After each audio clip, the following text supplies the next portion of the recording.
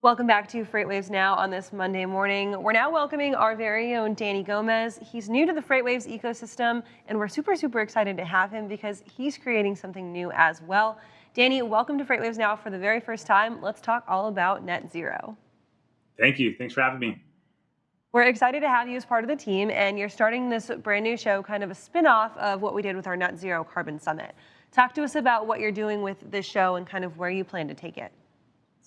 Yeah, so Craig and I talked earlier this year, and before I joined FreightWaves, and we were really exploring what was going on in the space around sustainability and how big of a role transportation is going to play in the next wave, I think, of change globally. So, what we really wanted to do was one, bring information, insights, and really inspiration to the industry. I think what we found as we dig in is there's a lot of noise going on, a lot of good information, a lot of good ideas that are being floated, a lot of good technologies.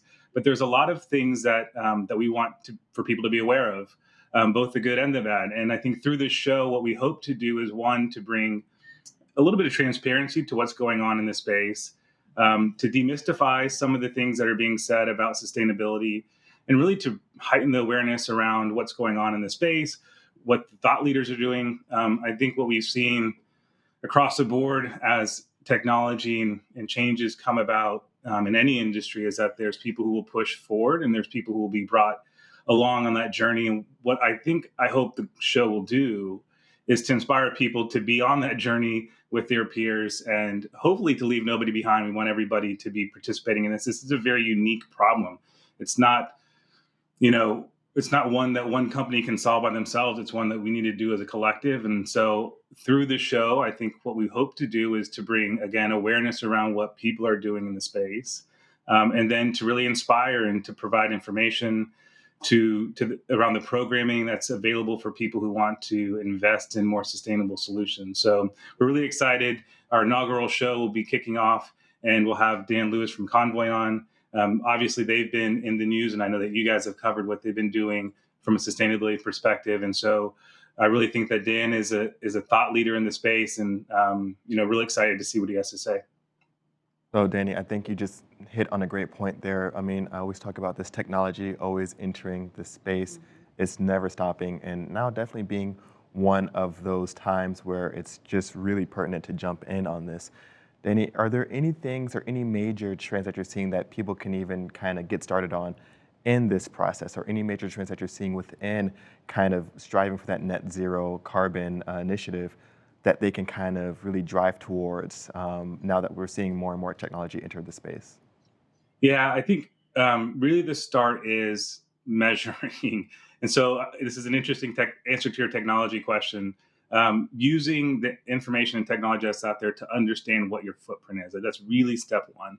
Everybody needs to do a good job of understanding and knowing what scope 1, scope 2, and scope 3 are, what GHG accounting is. These are all terms that the listeners today may not all be familiar with, and that's some of the things that we hope to dig into on the show, having some of the standards organizations come on to, one, help people understand what's the first step. Measure, understand what your footprint is. Then through that, you can really analyze where there are opportunities for you to reduce your emissions. And once you zero in, I think, on those areas, you can go to the market, you can talk to your peers, maybe even get some ideas from the show on what technologies are appropriate, because really there's a lot out there, from electric vehicle to alternative fuels, and some of the lower hanging fruit where it may just be ways that you operate your existing fleet. So not making big investments in change of fleet, but how well you optimize the routes that you're serving as a carrier. And so I think that's really exciting too. We'll hear from Convoy during the interview. I think they've done some innovative things there, and there's a lot of people doing it. And again, like I said, I believe that what we will create here is a network of sustainability professionals that will bring ideas to the table, and that we can help people dissect what technologies are appropriate for their business. There's no one size fits all, as we probably could guess. So it seems like now sustainability is kind of the name of the game. It is the standard, right? And if you're a company or if you're a group that doesn't have a strong foothold in a sustainability plan, you are the minority.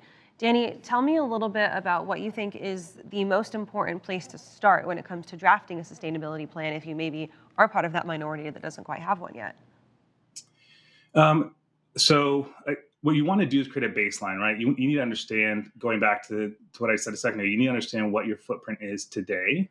And then you need to put into place some reasonable goals. And I think what we've seen in the space is that there's a lot of we'll be net zero by 2030, we'll be net zero by 2040, and a lot of promises that are being made without the plans in place really to back up those promises. So I think what you need to do first is to get the baseline, to understand where you're going to do the reduction. Some of the reduction will come in place by technology. Some of it will be near term. Some of it will be medium. Some of it will be long term. You need to have those plans in place. And then you need to also understand, is it really important for you to say we are net zero today? There's no company out there that I don't believe that can claim completely net zero just based off of the reduction in their operations or implementation of technology. There's firms that are going to the open market, the carbon offset market, to say, okay, I've reduced my emissions by 50%. 50% of my emissions I cannot reduce today, but I do want to claim net zero. So I'm going to go out and buy voluntary carbon offsets. And then I'm going to use those offsets to say, okay, here's how much I've emitted, here's how much I've offset, now I can claim net zero. That's a really interesting part of the equation. And there's a lot going on there. The voluntary carbon offset market is something that we hope to dig into on the show as well, because what we're seeing now is that there's a lot of demand for standardization, because when you go out into the voluntary carbon market, there's just a lot going on. There's a lot of projects, a lot of standards, a lot of verification, a lot of news about how some projects aren't meeting the goals that they are promising. And so what we hope to do is help people navigate those waters as well through this show, and hopefully also through some technology that Sonar is going to be providing. It's exciting, it's really nuanced, and we really can't wait to get into this a little bit more specifically than just glossing over sustainability in a headline every now and again. Danny, thank you so much for joining us this morning on FreightWaves Now. We'll be catching up with you probably on a regular basis to dissect your show a little bit deeper, and we'll catch up with you then.